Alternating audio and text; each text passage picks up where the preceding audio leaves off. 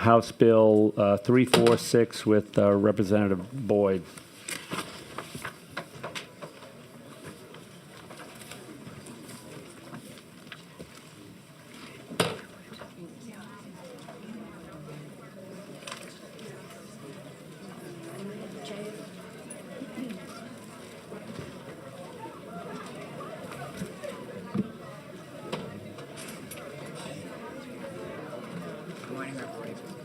Good morning. Thank you.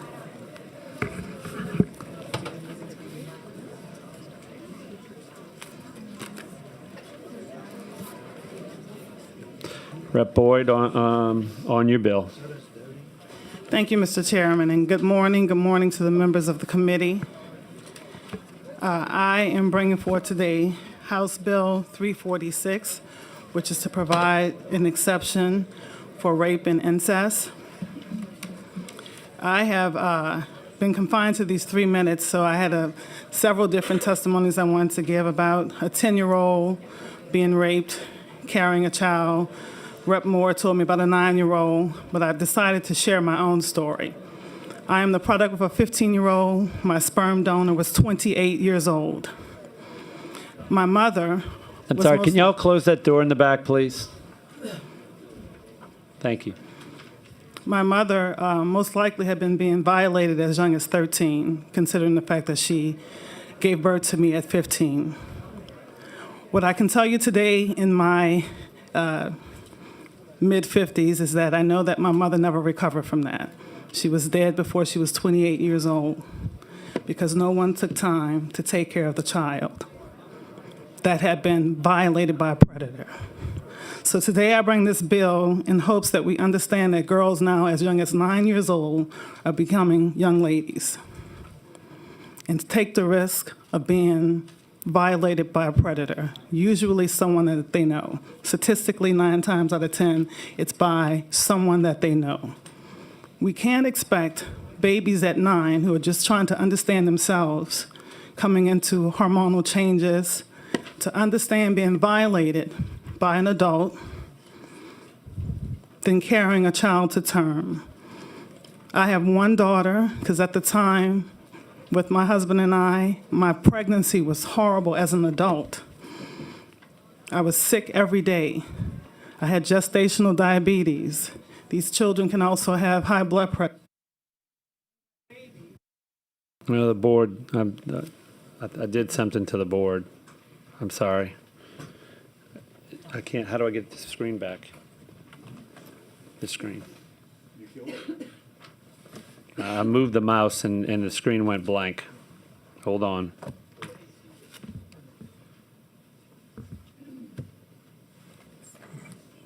It's not up.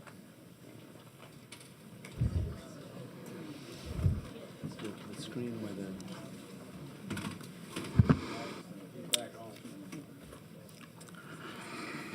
I think she's on it. I know, but I need the board. I need, Yeah, I'm gonna get her up. say something, Rep. Boyd, I'm sorry. Testing. Okay, the mics are on, but I the got board you, is. I got you. I'm gonna get the board up. Just hold on.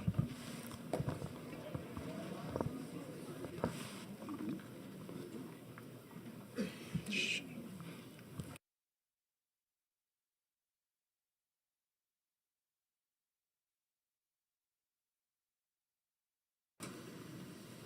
We're going to have to just pause for just a moment. I'm sorry.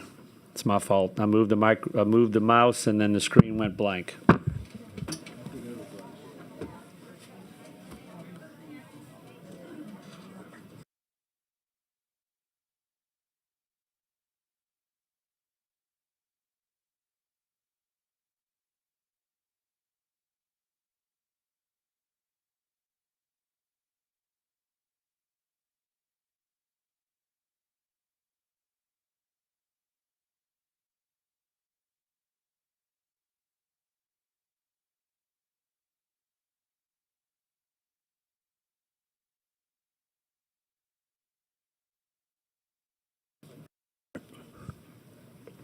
It's coming down.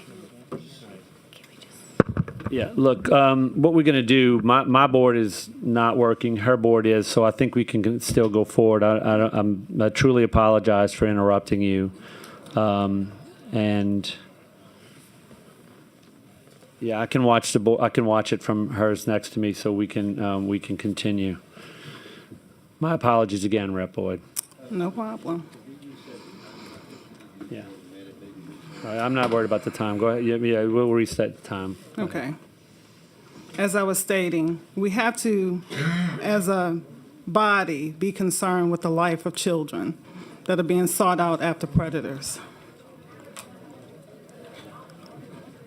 If we are really pro-life, we have to be concerned with the children. The children who are conceived in trauma, born into trauma, and then lived in trauma.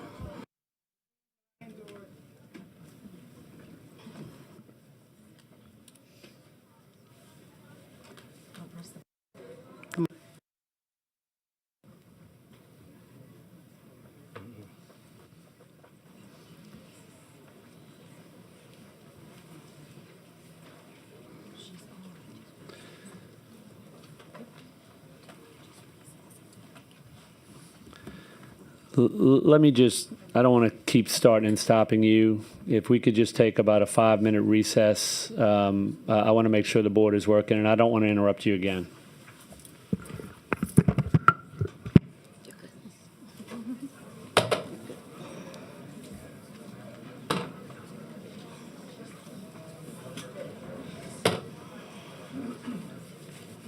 Okay, I think you just fixed it.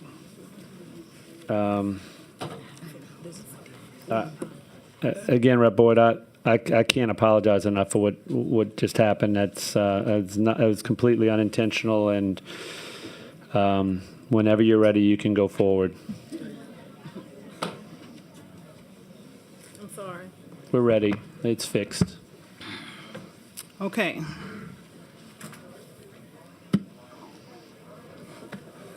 I think it's very important for us to move forward with this body with an intention to protect our youth, our children. If we are pro-life, we have to be concerned with more than just the baby in utero. No one looked out for my mother. No one looked out for me once I was born. My mother, then in her own struggles, before she was 30 years old, was dead. I am concerned about where we are in this state with no provisions for rape and incest. I can't imagine my daughter at 15, who was a true 15-year-old, carrying a child. My granddaughter, who is now 10, who just became a young lady, who is every bit of a 10-year-old, carrying a child to term. We have to be concerned where we are from here in this state and what we want to set out to protect our children who are being violated by predators. That's my personal story, but I have stories here of a 10-year-old child raped by a 27-year-old who had to leave the state where she was to go to have an abortion done. Rep. Moore shared a story with me last week about a 9-year-old raped. I am here to present HB 346, because it's my personal testimony. I've seen what it can do, what it did do, and I want to see something changed from here. Thank you. Thank you, Rep. Boyd. If I could ask the bill author to return to the table at this time, please.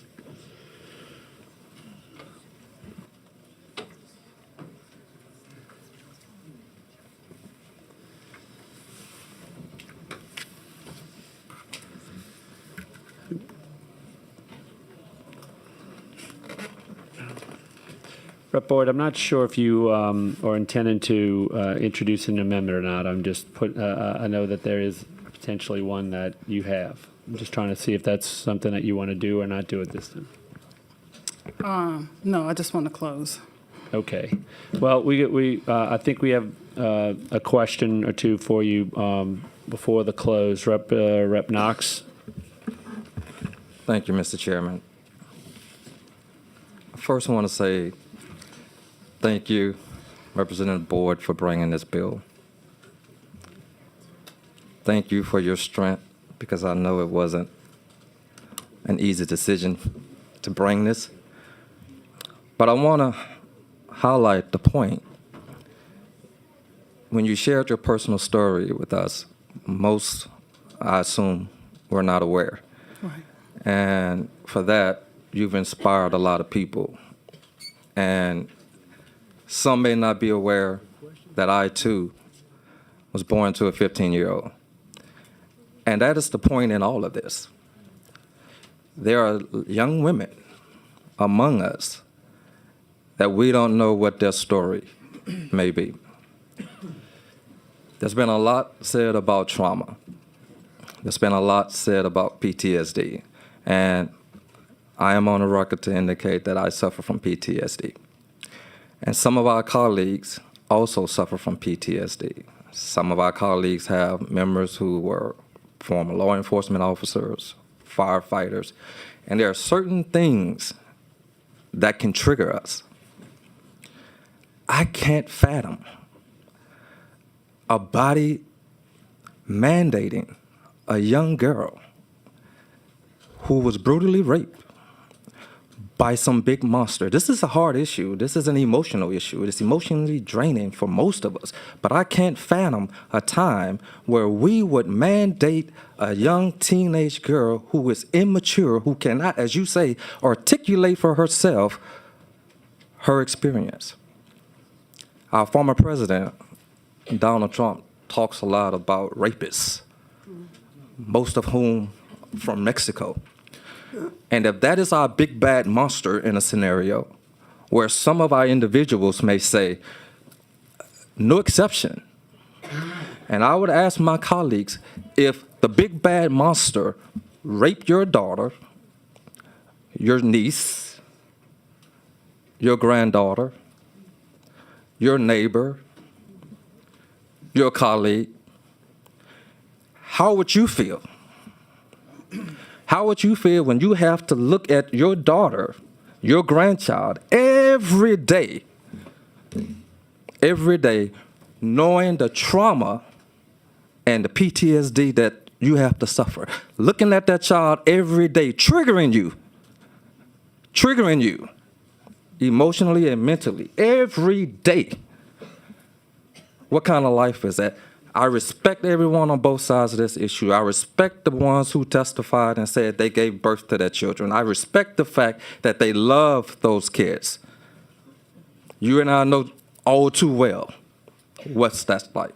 Yes. But for some of us in this room, that is a difficult thing to do every day, to look an unwanted child in the eyes. And believe me, I'm trying everything I have in me right now to keep from being triggered from the testimony that I've heard this morning. And I know you are too. And your bravery is inspirational to me. And what I would ask for everyone, regardless where you sit on this issue, it's a hard issue. It's a hard issue. But in that case, we have to have some kind of leniency. When I first came to this body, Rep. Knox, one of our colleagues, I'm about to wrap up. Thank you. We talked about the art of compromise. I would compromise on any bill that comes before us if it means giving these young women some measure of dignity that they already have to go through in life with a choice of doing an abortion. I would give any compromise on any bill that comes before this body in favor for this exception. Thank you, Mr. Chairman. Rep. Marcel. Thank you. You know, I was always for an exception. We both stood on the same principles that we allow people to make those decisions for themselves. I heard this testimony on last year, even though I missed much of it today. I had another bill in another committee. I stand by the same values that I stood by last session. And those values are not forcing a young person, 10, 11, 12 years old, to carry a baby. where that's incest or rape. I just don't believe that it's fundamentally right. We talk about God all the time, but God allows us to make choices. He doesn't force anyone to even come to him. He allows us to make our own choices. And whatever those choices are, we have to live with it. We have to live with those choices. You know, I applaud you for bringing this bill. And you know, I'll say what I said last year. When I heard Representative Knox asking the question, if your daughter gets raped, if your granddaughter gets raped, if your aunt, your colleague gets raped, then wouldn't you want that? The truth of the matter is, they will get it because they will take their child to wherever state or wherever they got to do to make sure that that child is not born. That's the truth of the matter, if people really want to be honest. But the people who cannot afford to do that will not have that option. So I don't know if you've had a motion on your bill yet, but if you have not, I'd like to move it favorably at the proper time. And thank you for this heavy lifting. I know it's tough. I know you got a lot of nasty emails, but it's all right. It's the right thing to do for the people of the state of Louisiana to allow them to make their choices when that rape or incest happens. Thank you, Rep. Marcel. One more thing I'm going to let you close, Rep. Boyd. There was an email that some of the members on this committee have showed me that purports to be from Joseph Marino requesting the committee to vote against your bill. And I would just, for clarification purposes, that is absolutely positively not from me. I don't know how it came out. I don't know what they did to do that, but I'm telling you right now that I did not send any email to this committee asking them to oppose your bill. You may close, Rep. Boyd. Thank you, Mr. Chair. Thank you, committee members, and thank you to everyone who testified today on both sides. When I initially wrapped up my opening statement, I went to the back, and Rep. Bacala came and said, I'm glad that your mother didn't have the option because you're here. Aren't you glad that you're here? I am. I'm very blessed in every aspect of my life. But I would not want to sacrifice a life for a life. My mother did not survive her trauma. It was overwhelming for her, and she didn't have a choice in the 60s.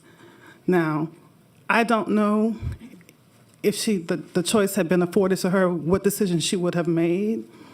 I do know that I was born into a trauma from a woman who had experienced a trauma. And the first 12 years of my life were unmentionable and unbearable. And I, too, sit here exposing myself because of the need to expose myself. What I'll tell you as an adult is none of my childhood traumas nor my adult successes, and I've experienced blessings on top of blessings, give me the right to decide for another family what to do in their household. We've heard testimony from pastors today, one who actually was arrested for crimes against juveniles, by the way, who spoke against this. In this body, we are supposed to separate church from state. We're supposed to understand that people have the freedom to choose whatever religion they want. By enforcing this, we take that right away from them. This bill does not mandate abortion. It just gives the option of. That child, that woman that experienced that rape may still decide to go through with the pregnancy. And I support that person. I applaud that person because I am a product of that. But I also know from looking back at my young mother at my age, in my mid-50s, I understand now the trauma that she was living in. The trauma that she was probably forced to relive daily just looking at me. I get it today. I didn't always understand it, but I get that today. And what I want to do with this bill is to restore that ability to women to decide to choose what they want to do with their lives. I'm not discounting anyone else who came up here and told their story about being a child of rape. because here I sit as well. But even with that, it is not my right to decide how that woman chooses, how that family chooses to handle their situation in their household with their child, 9, 10, 11, 12, whatever that age is. We should afford them the ability to choose how they want to proceed with that. And with that, I ask for your favorable passage. Thank you. Thank you. We have a motion from Representative Marcel. Rep. Bakala.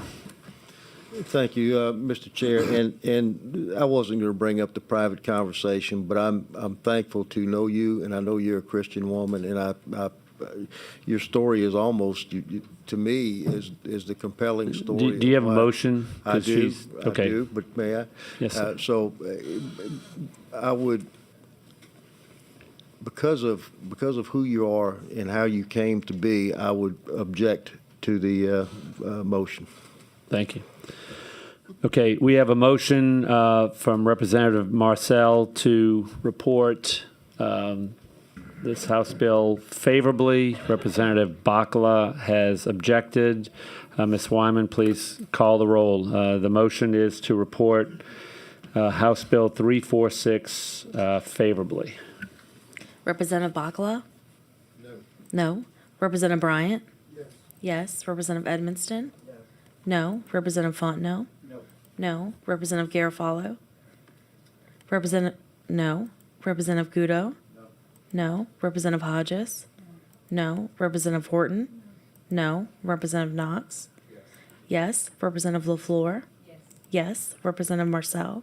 Yes. Yes. Representative Muscarello? No. No. Representative Seabaugh? No. No. Representative Villio? No. Representative Marino? Yes. Yes. 5 yeas, 10 nays.